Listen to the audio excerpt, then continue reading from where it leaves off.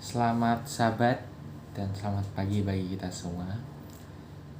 Di hari Sabat Tuhan yang suci ini, saya mendapatkan tugas untuk membawakan pelajaran sekolah Sabat RTF pelajaran ke-12.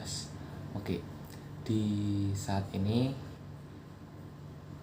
saya akan membicarakan atau saya akan merangkum sedikit dari pembahasan atau sekolah sahabat kita pelajaran ke-12. Yang saya tulis di sini adalah rencana masa depan. Apa itu masa depan? Menurut saya pribadi, masa depan itu adalah suatu kemungkinan atau suatu hal yang kita pikirkan di masa ini atau di masa sekarang ini, namun terkadang memiliki kemungkinan yang sangat kecil untuk terjadi. Oke, sebelum kita melanjutkannya, mari kita berdoa.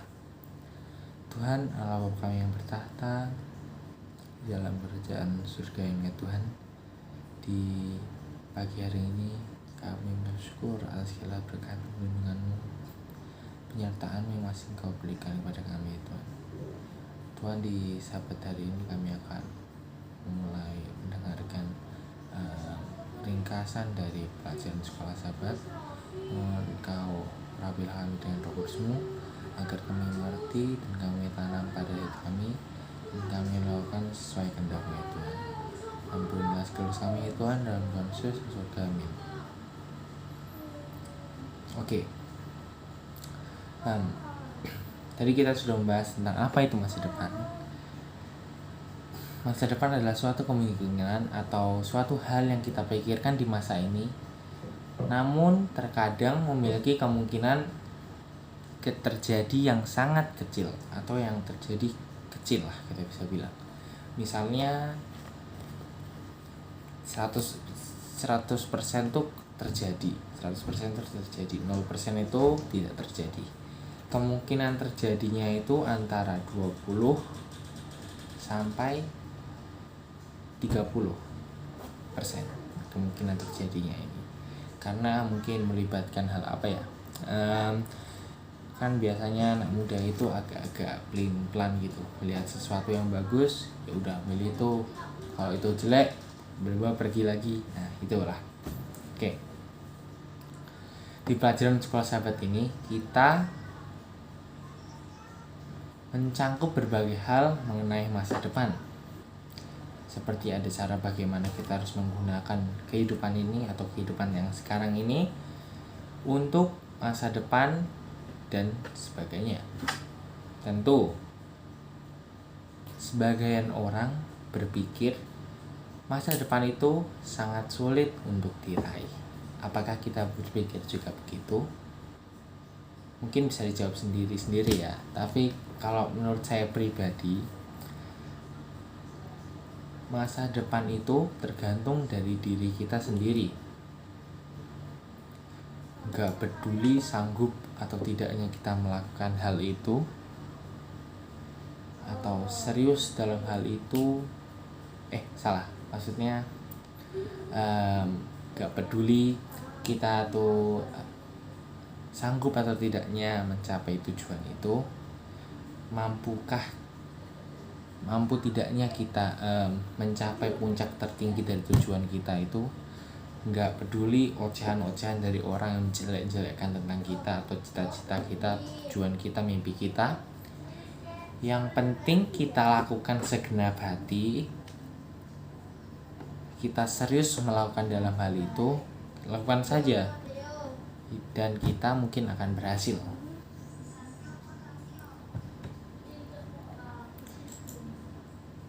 Terutama mementingkan Tuhan dalam kehidupan kita.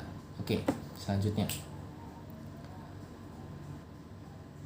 jika semisalnya kita telah berjuang mati-matian untuk menggapai cita-cita tersebut atau impian-impian tersebut, jika kita terjatuh atau kita gagal, kita tiba-tiba misalnya kita udah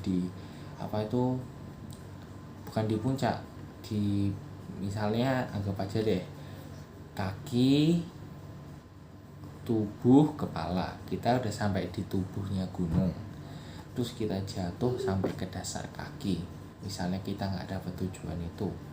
Tapi jika kita melakukan itu dengan sepenuh hati, dengan kita sudah baca-baca, misalnya mau mencapai apa, misalnya Anda ingin menjadi seorang dokter. Anda karena keinginan Anda ini yang sangat kuat, Anda memutuskan belajar, terus membaca-baca buku, mencoba untuk membedah hewan seperti katak gitu, kita coba percobaan lihat organ-organnya. Kita juga bisa melakukan game secara virtual yang buat kita bisa membedah itu.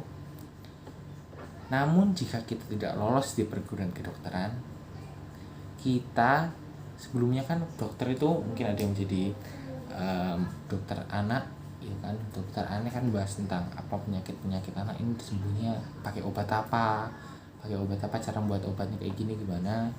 Kita bisa masuk ke apoteker, cara membuat obat-obatannya, karena kita sudah belajar kan. Pas kalau kita belajar yang terbaik gitu dengan hebat, atau pasti daya ingat kita tuh akan yang kita sudah belajar itu pasti akan teringat di otak kita. Bagaimana cara yang misalnya membuat obat batuk, kita kan bisa membantu para apoteker kan. Tidak mesti kita harus mendapat tujuan itu, yang penting kita bisa membantu orang dan mencapai suatu pekerjaan atau masa depan yang cukup cerah. Oke. Saya punya permasalahan di sini. Bila kita sudah sukses di masa depan dan tiba-tiba jatuh kita, atau bisa dibilang gulung tikar, tanda kutip gulung tikar, apakah kita mampu mendapatkan masa itu, atau masa yang sebelumnya, atau masa kejayaan itu kembali? Apakah kita mampu mendapatkan itu? Oke. Selanjutnya mari kita membuka kitab kita, masuk ke dalam Alkitab kita.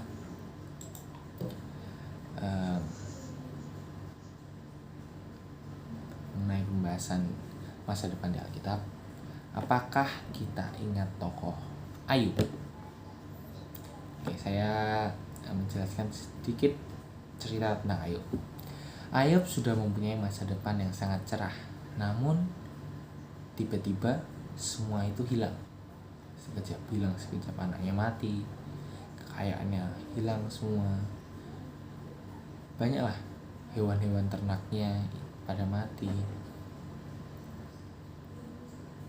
Apakah Ayub mampu untuk mendapatkan itu kembali? Kita pasti tahu, tentu saja Ayub mendapatkan itu kembali, bahkan lebih baik daripada masa kejayaannya yang lalu. Apakah Ayub mendapat itu semua dengan cara menabung? Apakah Ayub mendapatkan itu semua dengan cara menabung? Atau apakah Ayub mendapatkan itu semua dengan cara mengamen di pintu gerbang kota gitu? Tentu saja tidak.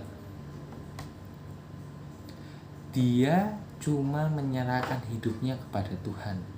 Walaupun istrinya, sahabat-sahabatnya menyuruh dia untuk meninggalkan Tuhan, tapi Ayub ini tetap setia kepada Tuhan, percaya bahwa Tuhan memiliki suatu rencana, karena Ayub telah belajar daripada kitab. Nah, sekarang saya punya, tadi kan sudah tentang Ayub nih. Sekarang saya mempunyai permasalahan atau persoalan gitu tentang anak muda zaman sekarang. Anak muda kan kebanyakan di RTF ini kan anak-anak muda. Oke. Permasalahannya itu seperti ini. Semisalnya Anda atau kita deh masing-masing mempunyai seorang pacar, terus Anda putus dengan dia, apakah Anda mampu balikan dengan dia atau mendapatkan dia kembali? Apakah kita mampu? Sebenarnya saya juga agak kayak aneh gitu dengan permasalahan yang saya dapat ini. Soalnya biasanya anak-anak muda itu berpikir yang simpel-simpel gitu. Dia berpikir kayak gini, misalnya kalau dia putus dari pacarnya, ya udah ganti yang lain aja, cari gampang, cari yang lebih baik. Karena bisa dibilang anak muda itu punya moto hidup itu di bawah santuy aja, ngapain sulit-sulit gitu kan, ngapain sulit-sulit ngerasain sakit. Mungkin ini contohnya, mungkin kita pas nembak, misalnya nembak seseorang gitu ya, nembak seseorang terus ditolak, atau misalnya kita udah pacaran terus diputusin. Awalnya pas mendengar itu pasti tersenyum gini, tersenyum wis kayak joker gitu lah mukanya, tersenyum gini. Padahal dalam hatinya, aduh sakit banget gitu, sakit banget. Awalnya tegar, tapi pas orangnya pergi, terus kita balik badan, terus tiba-tiba air mata ini keluar sendirinya. Aneh, kita bingung, kenapa ya air mata keluar? Padahal gak apa-apa, santai aja. Sebenarnya aneh gitu.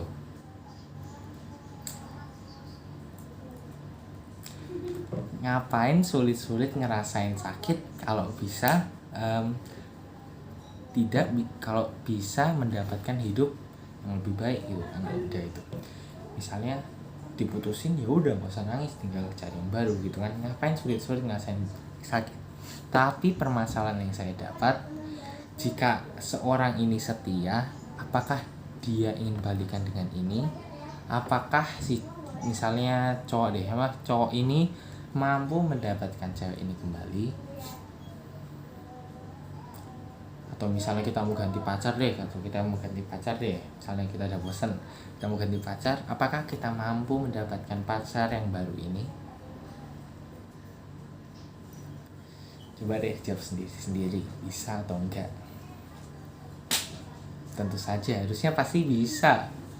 Ayub aja bisa mendapatkan segalanya, anak bisa mendapatkan kekayaan lebih dari itu, masuk kita cuma pacar aja nggak bisa. Oke, kita buang dulu lah itu pacar-pacaran. Oke, mari kita buka Alkitab kita yang terdapat di dalam Matius 6 ayat 34. Matius 6 ayat 34. Matius 6 ayat 34 berbunyi begini. Sebab itu janganlah kamu khawatir akan hari besok, karena hari besok mempunyai kesusahannya sendiri, dan kesusahan sehari cukuplah untuk sehari. Kita tidak perlu mementingkan, sebenarnya ini masa depan ini kita tidak perlu pikir ribet-ribet gitu ya. Kita cukup pikirkan masalah hari ini dulu, selesaikan masalah ini, baru besoknya punya ada permasalahan lagi baru kita selesaikan. Kalau misalnya besoknya selesai permasalahan, kita baru bisa memikirkan masa depan. Jangan misalnya kita masih ada permasalahan di hari ini, tapi kita sudah memikirkan permasalahan untuk masa depan nanti.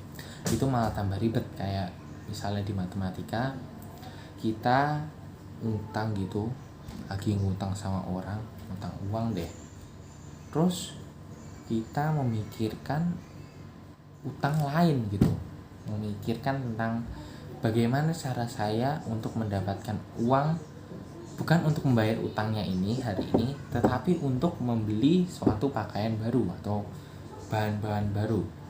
Kita juga bingung kan, kenapa enggak kita pikirkan dulu bagaimana cara kita dapat uang untuk melunasi ini dan beli pakaiannya atau beli barang yang lain itu kapan-kapan kan bisa.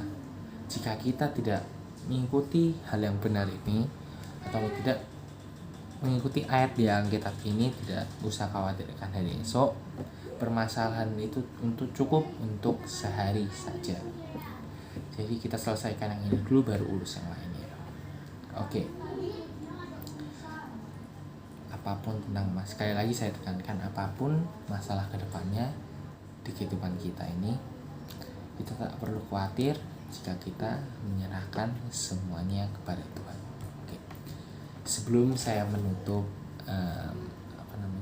ringkasan yang saya berikan, mari kita membuka ayat terakhir dari buku Amsal 23. Amsal 23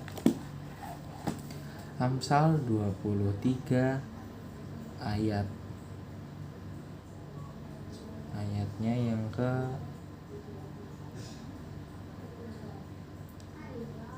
17 sampai 18. Oke, saya bacakan ayat 17.